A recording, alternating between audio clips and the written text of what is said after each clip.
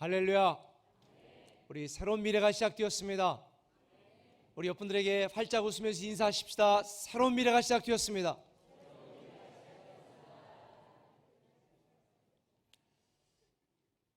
우리 이 시간에 다양한 장소에서 함께 예배하는 모든 성도님들에게도 동일한 인사의 말씀을 드립니다. 하나님께서 우리에게 주시는 이번 주에 주신 말씀은 마가복음 12장 38절에서 44절까지의 말씀입니다. 우리 번갈아 읽습니다. 제가 읽겠습니다. 예수께서 가르치실 때에 이르시되 긴 옷을 입고 다니는 것과 시장에서 문안받는 것과 회당의 높은 자리와 잔치의 윗자리를 원하는 서기관들을 삼가라. 그들은 과부의 가산을 삼키며 외식으로 길게 기도하는 자니 그 받는 판결이 더욱 중하리라 하시니라. 예수께서 헌금함을 대하여 앉으사 무리가 어떻게 헌금함에 돈 넣는가를 보실세. 여러 부자는 많이 넣는데 한 가난한 과부는 와서 두 렙돈 곧 한 고드란트를 넣는지라. 예수께서 제자들을 불러다가 이르시되 내가 진실로 너희에게 이르노니 이 가난한 과부는 헌금함에 넣는 모든 사람보다 많이 넣었도다. 한 목소리 읽습니다. 그들은 다 그 풍족한 중에서 넣었거니와 이 과부는 그 가난한 중에서 자기의 모든 소유 곧 생활비 전부를 넣었느니라 하시니라. 아멘. 지난주는 설 명절이 껴있는 한 주였는데요, 어떻게 다들 행복하게 지내셨습니까? 안 싸우셨죠? 즐겁게 보내셨죠? 저는 올 설 명절에는 두 아들과 두 며느리와 함께 했는데 정말 어색하더라고요. 그냥 아들들하고만 또 우리 부모님하고만 있다가 며느리가 둘이 생겨서 함께 이렇게 지내다 보니까 참 어색해가지고 굉장히 적응하느라고 저 나름대로는 참 애썼습니다. 여러 가지 대화들을 나누고 이야기를 하면서 또 보고 싶었던 가족들과 명절을 보내는 것은 참 행복한 일인 것 같습니다. 저는 명절 같이 함께 보내고 그리고 또 며느리들도 다 데리고 산소를 갔습니다. 우리 할아버님에 대해서 이야기하고 또 우리 조상들 또 우리 가족들에 대한 이야기들을 하면서 설명도 하고 그런 시간을 보냈는데, 특별히 꼭 1년 전쯤에 1년쯤 됐네요. 1년 전쯤에 저보다 먼저 하나님 나라에 간 우리 막내 동생 목사의 산소 앞에서 또 함께 기도하고 또 함께 또 대화하는 시간을 좀 가졌습니다. 근데 저 혼자 나름대로 또 그 앞에서 생각을 하면서 문득 이런 생각을 했어요. 복이란 게 뭔가? 우리가 잘 먹고 잘 살고 오래 사는 것이 복일까? 이런 질문을 문득 저 혼자 하게 되었습니다. 사실 육신으로 살아가는 대부분의 많은 사람들의 관심은 잘 먹고 잘 살고 잘 입고 오래 사는 것입니다. 그러다 보니까 이런 명절이나 가족들끼리 모였을 때에 오랜만에 본 조카들에게 뭘 질문해요? 너 결혼 언제 하니? 취직은 어떻게 됐어? 이런 이야기들 그냥 물어보잖아요. 근데 앞으로는 절대 이런 질문 하지 마시기 바랍니다. 애들 사이에서 이런 질문하는 분을 뭐라고 말하는 줄 아세요? 꼰대. 그래서 꼰대짓 한다고 그러더라고요. 그래서 저도 그런 말을 잘 안 물어보려고 합니다. 사실 모이면, 가족들끼리 모이면 다 먹고 입고 마시고 살아가는 그런 육적인 이야기가 대부분입니다. 그러다가 갑자기 동서가 참나 전화가 왔네? 그리고 딱 드는데 평소에 자기가 갖고 싶었던 명품 가방을 딱 들고 거기서 전화기를 꺼낼 때 우리 남편은 저런 것도 안 사주는데 갑자기 분노가 확 일어나는 경험을 한 분들은 우리에게는 없겠지만 그런 분들이 종종 있다고 그러더라고요. 사실 우리가 살아가면서 내가 얼마나 잘 입고 잘 먹고 잘 살아가느냐가 관심사이기 때문에 그런 이야기들을 할 수밖에 없습니다. 그렇다면 복이라는 게 정말 그런 것일까? 저는 이런 생각을 하고 이런 질문을 던져보았습니다. 내가 추구하는 축복이 하나님이 나에게 주시고자 하는 축복과 같을까? 여러분 어떻게 생각하세요? 여러분이 지금 추구하고 있는 축복이 하나님이 여러분에게 주고 싶어하는 축복과 같을 거라고 생각하십니까? 저는 또 이런 생각을 해봤습니다. 내가 기대하는 내 인생의 결론이 하나님이 생각하는 결론과 같을까?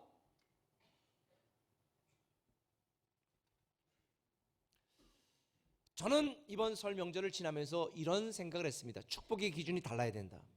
하나님의 자녀와 세상 사람들과는 생각하는 축복의 기준이 달라야 된다라고 저는 생각을 했습니다.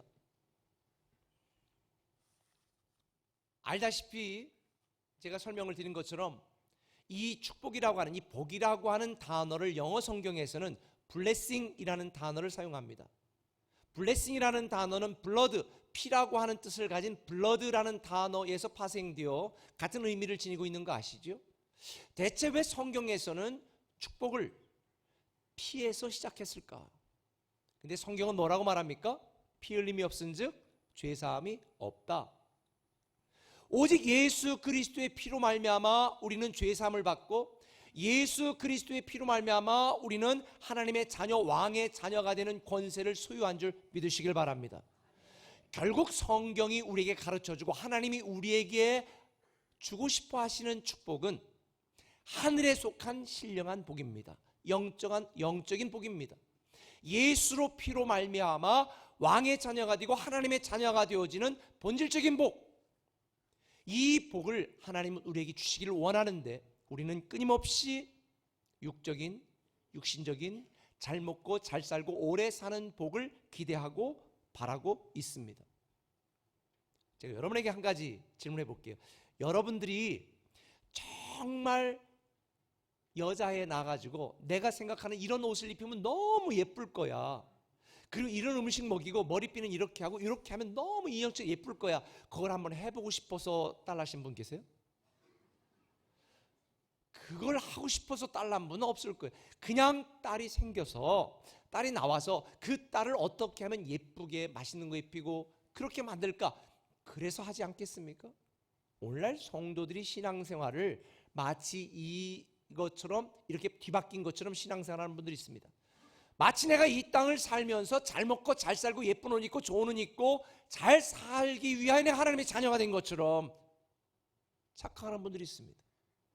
그러나 하나님이 저와 여러분에게 복을 주시고 육신적으로 잘 먹고 잘 살고 오래 사는 복을 주시는 것은 우리가 하나님의 자녀이기 때문에 주는 육적인 보너스일 뿐이지, 그게 우리를 구원하고 우리를 창조하고 우리를 왕의 자녀로 삼아주신 궁극적인 목표와 목적이 아니라는 것입니다. 그래서 우리는 육신을 입고 있기 때문에 육신으로 살아가는 이 땅의 육신적인 복과 하나님이 우리에게 주시기를 원하시는 새로운 축복, 그 영적인 축복 간의 이 이중적인 복의 개념을 이해하고, 그렇다면 우리가 이 땅에 살지만 하나님이 우리에게 주시고 싶어 하시는 이 축복이 무엇인가, 새로운 미래가 주는 축복이 무엇인가를 이해하고 알아야 될 필요가 있겠다라는 생각을 했습니다. 오늘 본문에 보면 두 종류의 사람들이 등장합니다. 첫 번째 사람들은 부자였습니다. 돈이 많은 사람들이었습니다. 많은 헌금을 했습니다. 사람들에게 인정받았습니다. 칭찬을 받았습니다. 반면에 한 과부가 등장합니다. 아주 조금의 헌금을 드렸습니다. 그런데 이걸 보고 있던 예수님께서 이렇게 말씀하십니다. 43절 한번 읽어봅시다. 예수께서 제자들을 불러다가 이르시되 내가 진실로 너에게 이르노니 이 가난한 과부는 헌금함에 넣는 모든 사람보다 많이 넣었도다. 아니, 지금 대부분의 사람들이 갖고 있는 생각과는 전혀 다른 생각을 예수님은 하십니다. 사람들이 갖고 있는, 사람들의 평가와는 정반대의 평가를 하시는 것입니다. 저는 여기에서 굉장히 중요한 사실을 한 가지를 깨달았습니다. 흔히 우리가 생각하는, 세상에서 우리가 기대하고 받는 복은 내 욕심, 내 생각, 내 기대대로 다 잘 되는 것입니다. 그런데 우리에 대한 하나님의 복의 기준은 무엇일까? 제가 깨달은 첫 번째 말씀입니다. 그것은 달라진 기준이 축복이다라는 것입니다. 한번 따라합시다. 달라진 기준이 축복이다. 저는 본문 말씀을 묵상하면서 너무 은혜를 받았습니다. 달라진 기준이 축복이라는 사실이 저를 굉장히 행복하게 만들었습니다. 오늘 본문 41절 42절을 같이 읽어봅시다. 예수께서 헌금함을 대하여 앉으사 무리가 어떻게 헌금함에 돈 넣는가를 보실세. 여러 부자는 많이 넣는데 한 가난한 과부는 와서 2렙돈 곧 한 고드란트를 넣는지라. 대부분 한국 교회는 헌금하는 시간을 갖습니다. 헌금은 예배의 필수적인 3대 요소 중에 하나이기 때문에 사실 예배 드리는 사람들은 다 헌금해야 됩니다. 그게 성경적입니다. 그러다 보니까 한국 교회는 다 헌금을 걷습니다. 근데 저는 목회를 처음 시작하면서부터 시작해서 헌금을 걷지 않고 자율적으로 들으실 때 원하는 분들만 드리도록 제가 그렇게 했습니다. 이 말은 헌금을 하지 말라는 얘기가 아닙니다. 헌금은 세금이 아닙니다. 하기 싫은데 억지로 하거나 다른 사람들의 눈치가 보여서 부담스럽게 하는 이건 헌금이 아닙니다. 아무리 사랑하는 사람 사이라도 강요되고 억지로 하는 사랑은 폭행입니다. 저는 우리가 드리는 하나님께 드리는 헌금은 내가 하나님을 사랑하여 준비하여 드리는 예물이라고 성경은 가르쳐주고 있기 때문에 하나님을 사랑하여 드리는 예물을 강요하거나 억지로 드리게 하는 것은 영적 폭행 중의 일부라고 저는 생각을 합니다. 물론 우리 교회에서 매달 마지막 주에 이웃을 돕기 위한 착한 헌금을 하는 시간은 있습니다. 물론 이것도 부담스러운 분이 있을 것입니다. 그래서 제가 새가족이나 개인적으로 후원하는 분들은 안 하셔도 된다고 광고하는 이유가 여기에 있습니다. 우리가 그렇게 하는 이유는 함께하면 더 풍성해지기 때문에 더 많이 이웃들을 섬길 수 있기 때문에 하는 것뿐이지 강요하거나 부담을 주기 위한 것은 전혀 아닙니다. 안 하셔도 전혀 관계없습니다. 그런데 제가 교회에 들어오는 입구 헌금함에 제가 매주마다 저분이 헌금을 하는지 안 하는지 지켜보고 있다면 여러분 어떡하실 거예요? 헌금을 쓰려고 하다가 지갑을 열고 1,000원짜리 넣으려고 하다가 목사님 보고 있으니까 10,000원짜리를 바꾸고 10,000원짜리 넣으려고 하다가 목사님 보고 있으니까 50,000원짜리 바꾸고 아마 이러지 않겠어요? 제가 매주마다 어쩌다가 아니라 매주마다 헌금함 앞에서 헌금하는 사람을 지켜보고 있다면 아마도 목사가 헌금하는 거 감시하는 거야? 꿈에게는 참 이상한 교회야. 그리고 아마 욕하고 비난할 것입니다. 그런데 예수님 당대는 제사장들과 서기관 이런 사람들이요 백성들이 성전에 들어 헌금하는 것을 주시해서 보았습니다. 그들이 신앙교육을 위해서도 보았습니다. 그런데 여기에서 한 가지 열왕기상에 보면 성전에서 사용하는 모든 기물은 노스로 만들어라 그랬습니다. 그렇다면 예수님 당시에도 헌금함은 뭐로 만들었을까요? 노스로 만들었습니다. 그런데 지금은 종이가 발명된 지 얼마 안 되니까 지폐가 있지만 예수님 당시와 중세 이전에는 모든 돈은 다 동전이었습니다. 금화, 은화, 동전이었습니다. 그런데 들어올 때 사람들이 지켜보고 있는데 이 금화나 은화 무거운 거를 딱 집어넣으면 무슨 소리가 날까요? 릉그렁 이런 소리가 나겠죠. 그런데 10센트라든지 뭐 15센트라든지 이렇게 랩돈 같은 아주 조그만 돈 딱 넣으면 무슨 소리가 날까요? 땡그랑 나겠죠. 혹시 여러분 라스베가스 가보셨어요? 마카오 가보셨어요? 저도 가봤거든요. 그런데 지나가는데 갑자기 막 25센트와 큰 동전이 딱 나오는데 우두두두두두 막 말 달리는 소리처럼 막 나는 거예요. 제가 했다는 얘기가 아니라 봤다는 얘기예요. 그런데 이쪽에 한쪽에서는 그 미국 돈으로 10센트나 이렇게 조그만 돈이 있어요. 그게 나오는데 그건 따다다다다다다 무슨 소총 소리처럼 나. 근데 이쪽에 20센트는 두두두두두 이렇게 나. 그러니까 노세에 큰 돈을 넣는 사람들은 댕그렁 소리가 나니까 많은 헌금을 하는 부자들은 어떻게 했겠어요? 사람 쳐다보면서 야, 저 사람 헌금 많이 하네. 어깨가 으쓱으쓱하고 다니고 땡그랑하고 립돈이나 조금 헌금하는 사람들은 헌금하고도 민망해서 도망치듯 빠져나오지 않았겠습니까? 그런데 이렇게 헌금하는 것을 지켜보고 있던 주님께서 헌금하는 사람들의 모습을 보신 후에 43절에 보니까 이렇게 제자들에게 말합니다. 예수께서 제자들을 불러다가 이르시되 내가 진실로 너에게 이르노니 이 가난한 과부는 헌금함에 넣는 모든 사람보다 많이 넣었다. 액수로 계산해 보면 아주 작은 돈입니다. 당시 노동자 하루의 품삯이 한 데나리온이었는데 한 데나리온을 오늘날 10만 원으로 친다고 하면 두 렙돈은 1,570원 정도밖에 안 되는 아주 하찮은 돈입니다. 사람들이 댕그렁댕그렁 금화 은하 많은 헌금을 부자들이 했습니다. 그때 가난한 가부가 가지고 1,570원 정도 되는 1,600원 가까이 되는 동전 2개를 땡그라고 넣었을 때 얼마나 민망했을까. 그런데 주님의 평가는 사람들의 생각과는 전혀 달랐습니다. 이 가난한 과부가 지금까지 헌금한 사람들 중에서 가장 많이 했다. 액수로만 따진다면, 크기로만 따진다면, 값어치로만 따진다면 말도 안 되게 작은 거 있지만 주님의 기준은 달랐습니다. 이 여인이 가장 많이 헌금했다. 저는 여기서 너무 은혜를 받았습니다. 달라진 기준이 축복입니다. 만약 여러분들이 오늘 헌금하지 않고 온 분들은 다 비난을 받아야 된다라고 말한다면 어떻게 민망해 이 자리에 앉아 있겠습니까? 헌금을 많이 한 분들만 주님이 칭찬하신다면 돈 없는 분들은 어떻게 하겠습니까? 그런데 주님의 기준은 다릅니다. 세상 사람들과 다릅니다. 할렐루야. 이 달라진 기준이 우리에게 새로운 미래가 주는 축복인 줄 믿으시길 바랍니다. 왜 그랬을까요? 44절에 보니까 주님은 이렇게 말합니다. 그들은 다 풍족한 중에서 넣었거니와 이 과부는 그 가난한 중에서 자기의 모든 소유 곧 생활비 전부를 넣느니라. 여기서 생활비라고 하는 헬라어 단어는 비오스라는 단어인데 생명, 인생이라는 뜻이 있습니다. 부자들은 자기가 가진 많은 돈 중에 일부를 드렸을 뿐입니다. 근데 이 여인은 자기의 생명을 드렸습니다. 자기의 인생을 드렸습니다. 자기의 삶을 드렸습니다. 자기의 전부를 드렸습니다.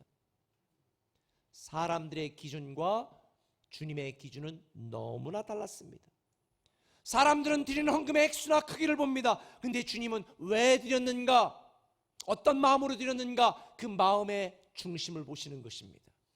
그러므로 내가 돈이 없다고, 많은 헌신을 하지 않는다고, 능력이 없다고 기죽을 이유가 없습니다. 달라진 기준이 축복인 줄 믿으시면 아멘. 세상에 많은 사람들은 그가 가진 외모를 보고 판단합니다. 외모를 기준으로.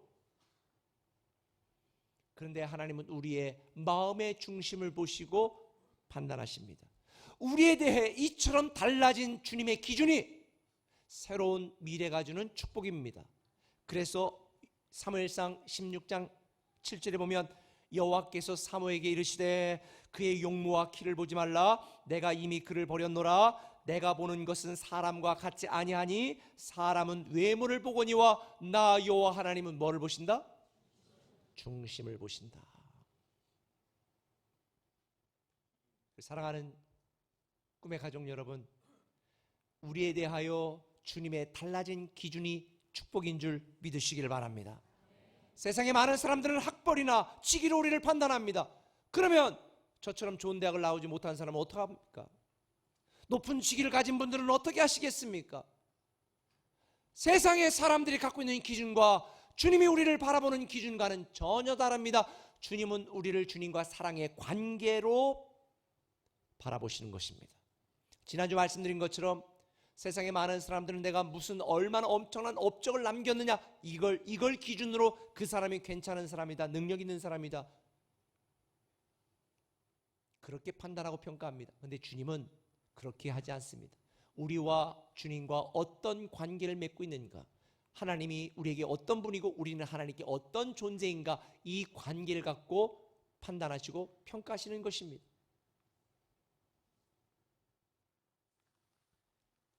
달라진 기준이 새로운 미래가 주는 축복입니다. 만일 저와 여러분들이 우리에 대하여 이렇게 달라진 기준이 우리가 누릴 수 있는 새로운 미래가 주는 축복이라는 걸 믿는다면 우리 또한 이 달라진 기준을 따라 살아야 되지 않겠습니까? 베드로 사도가 기도 중에 환상을 보았습니다. 사도행전 10장에 이 이야기가 소개되고 있습니다. 율법에 금했던 수많은 부정한 짐승들이 보자기에 쌓여 내려옵니다. 하나님이 뭐라고 말했습니까? 이거 네가 먹어라.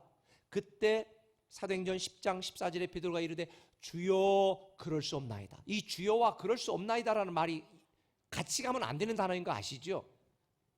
주여 그럴 수 없나이다. 속되고 깨끗하지 아니한 것을 내가 결코 먹지 아니하였나이다. 그때 하나님이 뭐라고 말합니다. 15절에 하나님께서 깨끗하다고 하신 것을 내가 속되다고 더럽다고 하지 말라. 율법은 누가 준 겁니까? 하나님이 준 겁니다. 오늘날 많은 사람들이 율법주의에 빠져서 하나님 그러면 안 됩니다, 그렇게 하시면 안 됩니다 라고 말합니다. 자기 기준으로 하나님을 판단합니다. 자기 기준으로 목사를 평가합니다. 자기 기준으로 교회를 비판합니다. 여러분, 달라진 기준이 축복이라면 우리 또한 달라진 주님의 기준을 따라 신앙생활해야 되는 줄 믿으시길 바랍니다. 내 기준으로 살아가는 것이 아니라 하나님의 기준으로 살아가는 것입니다. 결국 베드로는 유대인들에게만 복음을 전했던 율법주의에 빠졌던 자기의 옹졸했던 기준을 버리고 이 환상 이후에 고넬료에게 복음을 증거하면서 이방인들에게도 복음을 증거하는 결정적인 기회가 된 것입니다. 원래 많은 성도들이 잘못된 기준을 적용하며 신앙생활합니다. 그러나 새로운 미래가 주는 축복은 달라진 기준입니다. 우리도 우리의 인생의 기준을 바꿔야 됩니다. 세상 사람들처럼 높은 직이나 많은 재산이나 아름다운 외모가 우리를 평가하는 주님의 기준이 아닙니다. 성경에 보면 다윗이 나옵니다. 인간적으로 보면 많이 실수했고 많은 죄를 졌고 부족한 게 너무 많은 사람이었습니다. 그런데 하나님은 뭐라고 말씀하십니까? 다윗을 보니 내 마음에 합한 자라. 주님의 기준과 사람의 기준은 다릅니다. 여러분이 내 기준을 따라 사는 것이 아니라 하나님의 말씀의 기준을 따라 살아가기를 예수님의 이름으로 축원합니다. 율법주의 신앙을 버리고 은혜 중심의 신앙으로 살아가기를 축원합니다. 저에게 많은 영향력을 주었던 존 맥스웰 목사님이라는 분이 계신데요, 그분이 이런 이야기를 했습니다. 사람들이 꿈을 이루지 못하는 단 한 가지 이유가 있다면 그들이 생각을 바꾸지 않고 결과를 바꾸려고 하기 때문이다. 생각의 방식을 바꿔야 되는데 사람들은 생각의 방식을 바꾸지 않고 결과만 바꾸려고 합니다. 여러분들이 여러분의 자녀에 대한 결과를 바꾸기를 원한다면 자녀들을 바라보는 여러분의 생각을 바꿔야 되는 것입니다. 달라진 주님의 기준이 축복입니다. 우리는 이 달라진 주님의 기준을 따라 살아가는 저와 여러분 되시기를 예수님의 이름으로 축원합니다. 할렐루야. 제가 본문을 묵상하면서 은혜 받은 게 또 한 가지가 있습니다. 그건 이겁니다. 달라질 평가가 축복이다 하는 것입니다. 한번 따라 합시다. 달라질 평가가 축복이다. 오늘 본문 38절 한번 읽어볼까요? 같이 읽습니다. 예수께서 가르치실 때에 이르시되 긴 옷을 입고 다니는 것과 시장에서 문안 받는 것과 회당의 높은 자리와 잔치의 윗자리를 원하는 서기관들을 삼가라. 예수님 당시 사람들을 평가하는 기준 중에 하나가 뭐냐면 의복이었습니다. 지금도 마찬가지죠. 저는 가운을 입고 설교하지 않습니다. 그런데 심지어 교회에서조차 많은 사람들이 성직자와 평신도를 가르는 기준으로 의복을 삼습니다. 제가 뭐 가운 입고 설교하는 걸 비난하는 게 아닙니다. 세상에서도 마찬가지입니다. 특별한 경우에 항상 의복으로 그들의 지위를 평가합니다. 앉는 의자의 배열로 그 사람들의 서열을 정합니다. 그래서 당시의 서기관들은 긴 옷을 입고 다니는 것을 자기들의 지위와 재력의 상징으로 여기고, 그런 사람들을 보면 일반 사람들이 굉장히 존중하고 높이고 그들을 우러러보았습니다. 그런데 주님께서는 이렇게 말하는 겁니다. 그들을 삼가라. 사실 인간적으로 이해가 되지 않아요. 왜냐하면 아니 높은 지위에 있는 사람들과 친하고 돈 많은 사람들을 가까이 해야 나에게 뭔가 떡고물에도 있는 거 아니겠어요? 근데 주님은 그런 사람들을 삼가라, 가까이 하지 말라고 말씀하는 겁니다. 왜 그랬을까요? 40절에 보니까 그들은 과부의 가산을 삼키며 외식으로 길게 기도하는 자니 그 받는 판결이 더욱 중하리라. 이 서기관과 바리새인들 중에 어떤 사람들은 가난한 과부를 변호해준다, 가난한 과부를 해서 기도해준다, 가난한 과부들을 도와준다, 이런 명목으로 그들로부터 착취했습니다. 이런 그들의 외식과 위선과 가식을 다 하셨던 주님께서는 그들은 회칠한 무덤이다 라고 말씀하시며 그들과 가까이 하지 말라고 가르쳐 주시는 것입니다. 지금은 이들이 백성의 지도자하고, 지금은 이들이 백성에게 존경을 받고, 지금은 이들이 백성들에게 좋은 평가를 받을지는 모르지만 나중에 그들이 받을 판결, 나중에 하나님이 그들에게 그들을 평가할 그 평가는 불법을 행하는 자들이다라는 것이죠. 저는 여기서 이걸 깨달은 거예요. 새로운 미래가 주는 축복은 달라질 평가입니다. 사람의 평가와 하나님의 평가는 전혀 다릅니다. 저는 제 인생의 반을 목사 아들로 자랐습니다. 그러다 보니까 교인 모두가 저희 어머니나 아버지처럼 목사들이 그러면 안 돼, 모두가 저에게 지시하고 통제하는 사람들이요. 저는 진짜 교인들 없는 세상에 살고 싶었습니다. 그러다 보니까 인생의 반은 늘 사람들이 나를 어떻게 생각할까, 이 평가 때문에 노이로제에 걸릴 지경이었습니다. 그러나 어느 날 목회를 하면서 제가 깨달았습니다. 사람들의 평가와 하나님의 평가는 다르다. 나는 더 이상 사람의 평가에 연연하지 않고 하나님의 평가를 중요하게 여기며 살아야 되겠다. 이 땅에 사람들에게 좋은 평가를 받지 못해도, 훌륭하고 멋지다는 평가를 받지 못해도 하나님이 나를 좋게 평가하시고 아름답게 평가하신다면 저는 성공한 인생을 산 것입니다. 여러분, 지금 여러분들이 세상 사람들에게 좋은 평가, 훌륭한 평가를 받지 못한다고 기죽을 이유가 없어요. 하나님이 여러분을 평가하실 때 정말 수고했다, 애썼다, 내가 세상에서 높은 직위에 없었어도, 내가 많은 재산이 없었어도, 내가 많은 헌금을 드리지 못했어도 견디느라고 버티느라고 수고했다. 그래서 요한계시록에 보면 하나님이 우리를 하나님 나라 갈 때 우리의 눈에서 모든 눈물을 씻겨주시고 위로자가 되신다는 말씀이 저에게는 큰 위로가 되었습니다. 달라질 평가가 축복인 줄 믿으시기를 바랍니다. 사실 저를 포함해서 대부분의 사람들은요 다 평범해요. 물론 우리 세종꾸미에게는 많이 배우고 훌륭한 분들도 꽤 계십니다. 그러나 다 그런 건 아닙니다. 뭐 우리가 다 돈이 많은 것도 아니고 다 능력이 많은 것도 아니고 다 뭐 높은 지위에 있는 것도 아닙니다. 다 잘난 것도 아닙니다. 만약 하나님이 내 출신 대학과 내 가진 재산과 내가 낸 헌금과 내가 했던 그 헌신의 크기를 가지고 나를 평가하신다면 아마 절망하고 좌절할 분들이 많을 거예요. 오늘 여러분들이 하나님께 드리는 헌금의 액수를 가지고 이번 한 주간 동안 여러분을 축복하신다면 가슴을 칠 분 많을 거예요. 그럼 이번 일주일 동안 굶어야 되겠다, 아마 그런 분도 꽤 계실 거예요. 그런데 사람의 평가와 하나님의 평가는 다르다는 것입니다. 하나님은 외모로 보시는 것이 아니라 우리의 마음의 중심을 보신다고 말씀하셨습니다. 이걸 모르고 사람들은 자기의 의의를 드러내고 자기의 존재를 증명하려고 얼마나 율법주의, 인본주의로 애쓰고 있습니까? 하나님은 하나님 중심적으로 신본주의로 살아가고 은혜 아니면 살 수 없다는 은혜 중심의 신앙으로 살아가는 사람들을 좋게 평가하시고 아름답게 평가하시고 축복하시는 줄 믿으시면 아멘. 그래서 우리에 대하여 달라질 주님의 평가가 우리가 누릴 수 있는 축복입니다. 할렐루야. 그래서 우리는 세상 사람들처럼 미련한 마음을 가지고 좀 더 모으고 좀 더 출세하고 좀 더 갖고 좀 더 인정받으려고 내가 괜찮은 사람이라고 사람들 앞에 증명하려고 했을 필요가 없다니까요. 하나님에게만 인정받으면 됩니다. 얼마 전에 선풍적인 인기를 끌었던 드라마 보신 분 계시죠? 23.8%의 시청률이 났으니까 아마 여러분들 중에 한 20%는 다 보셨을 거예요. 드라마캐슬. 아니 드라마캐슬이 아니라 스카이캐슬. 스카이캐슬. 우리에게도 뭐 스카이 대학 나오신 분들이 꽤 계신데 스카이캐슬. 이 드라마는 한국 사회 현실을 잘 이야기했다고 하더라고요. 그런데 어떤 사람은 이 드라마보다 사실은 더 심각하다 그러는 거예요. 왜? 1%에 들어가기 위해서 나머지 99%가 1%의 사람들을 좀 살려고 애쓴다는 거예요. 이 스카이캐슬 드라마의 포스터, 소개하는 포스터를 제가 봤는데 여기 이런 말이 쓰여 있습니다. 가장 높은 곳을 향한 그녀들의 이야기가 시작된다. 여러분 이거 아셔야 돼요. 하나님은 여러분이 추구하는 높은 곳에 행복과 기쁨과 가치를 숨겨놓지 않았습니다. 주님은 가장 밑바닥에 가장 낮은 곳에 행복과 보람과 가치와 평안을 숨겨놓으셨습니다.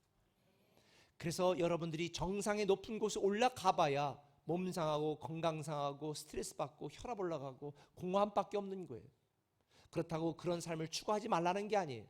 먹든지 마시든지 주님을 위해서 하는 것은 다 의미가 있습니다. 그러나 나의 자존심, 나의 유익, 나의 명예, 사람들의 평판과 인정을 위하여 어리석게 미련하게 자기 몸 망가져가면서 헛된 열심을 하는 것은 부질없는 짓이라는 거죠. 하나님은 세상에서 성공한 것으로 여러분의 직위로, 여러분의 학벌로 여러분을 평가하지 않습니다. 여러분이 이 땅에 사는 동안 얼마나 하나님을 사랑했고 하나님이 사랑하는 사람을 얼마나 사랑하기 위해 힘썼고 노력했는지 이걸 갖고 평가하시지 우리의 외모와 우리의 화려한 이력과 스펙을 갖고 평가하지 않는다. 그래서 저는 이렇게 우리에 대하여 달라질 평가가 축복이라고 믿습니다. 저는 여러분들이 사람의 평가 때문에 여러분의 인생을 망가뜨리지 말고 하나님의 평가를 두려워하는 마음으로 범사에 감사하며 살아가시기를 예수님의 이름으로 축원합니다. 솔직히 세상 사람들은요, 이렇게 제가 말하는 대로 설교하는 대로 생활의 방식을 바꾸고 살아가는 것을 칭찬하지 않아요. 어리석다고 미련하다고 말합니다. 야, 뭘 그렇게 부족하다고 그렇게 무기력한 사람들, 무능한 사람들이나 신을 의지하는 것이다. 죽을 때쯤이나 아플 때쯤이나 이렇게 조롱합니다. 그런데 주님은 사람들의 평가는 달라요. 주님의 생각은 주님을 사랑하는 사람들이 가장 성공한 사람이고 주님을 섬기는 사람들이 가장 행복한 사람으로 인정하는 줄 믿으시기를 바랍니다. 여러분이 정말 슬퍼해야 될 것은 내가 원하는 곳에 이르지 못하고 내가 가지고 싶은 것을 갖지 못해 슬퍼하는 것이 아니라 하나님의 마음에 합한 자로 하나님의 기쁨이 되지 못하고 하나님의 영광을 위해 살지 못하고 하나님을 더 사랑하지 못한 것에 대하여 슬퍼하시기를 바랍니다. 정호성 씨가 쓴 내 인생의 용기가 된 한마디라는 책에서 보면 이런 말을 했어요. 3등은 괜찮지만 3류는 안 된다.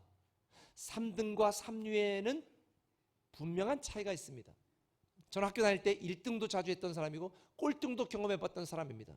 1등의 허무함과 꼴등의 비애를 동시에 다 알고 있는 사람이 저예요. 그런데요, 우리가 최선을 다하지만 1등 못 할 수 있어요. 2등, 3등, 4등 아니 꼴등도 할 수 있어요. 기죽지 마세요. 그렇다고 3류 인생이 아닙니다.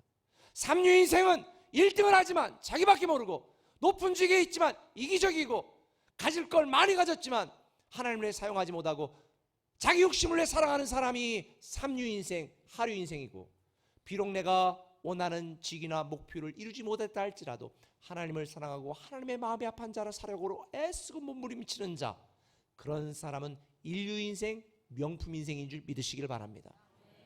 3등은 괜찮아요. 그러나 3류는 안 됩니다. 5등도 괜찮아요. 3류는 안 됩니다. 저는 우리 꿈의 교회 모든 성도들이 인류 인생이 되시기를 예수님의 이름으로 축원합니다. 믿음 없는 세상 사람들처럼 방황하지 마세요. 하나님이 주어진 시간에 맡겨진 곳에 하나님의 기쁨, 하나님의 영광을 위하여 최선을 다했다면 우리는 고개 숙이지 말고 당당하게 살아야 됩니다. 3등 해도 괜찮아요. 5등 해도 괜찮아요. 하나님 앞에 최선을 다했다면 우리는 당당하게 살아갈 수 있는 것입니다. 세상 사람들 앞에 내 존재, 내 능력을 증명하려고 애쓸 필요 없습니다. 하나님을 사랑하고 하나님에게 인정받을 그 기준을 따라 살아간다면 우리에 대한, 저에 대한 하나님의 평가는 반드시 달라질 것이고 이 달라질 평가가 축복인 줄 믿으시면 아멘. 저는 여러분들이 이 새로운 미래의 축복을 누리시기를 예수님의 이름으로 축원합니다. 기도하겠습니다.